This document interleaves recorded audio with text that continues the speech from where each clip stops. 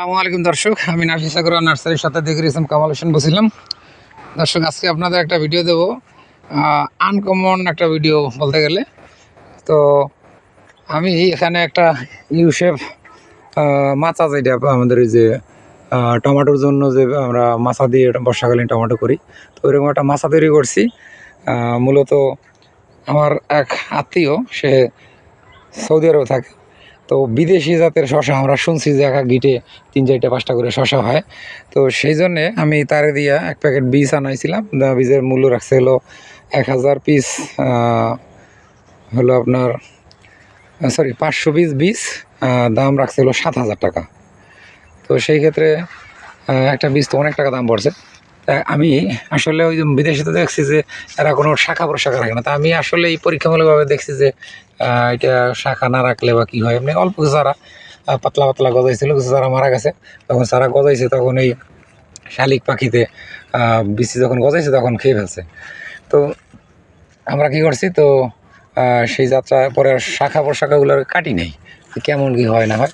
তো দেখেন যে প্রত্যেকটা শাখা তো আছে। এই শাখায় দেখেন, এই যে একটা শাখায় ছোটো ছোটো 3-4টা করে ফল অলরেডি দেখা যায় একটা শাখার প্রতিটা পর্বের গোড়া দিয়ে।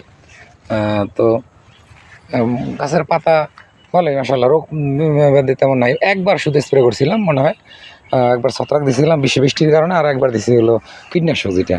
তো দেখলাম যে আসলে কিন্তু অনেক ভালো হয়। দেখেন এই যে কত সুন্দর ফল, এবং এক একটা থোকায় দেখেন, এই যে থোকাটা যদি দেখি আমি কাছ থেকে, এখানে কিন্তু এই যে বড় একটা ফল, তারপরে এই যে ছোটো ছোটো কিন্তু অনেকগুলো করে এক এক জায়গায়। তো এরকম একবার মাথা পর্যন্ত দেখেন, এই যে এখানেও জানান ফল ছাড়া কিছুই নাই।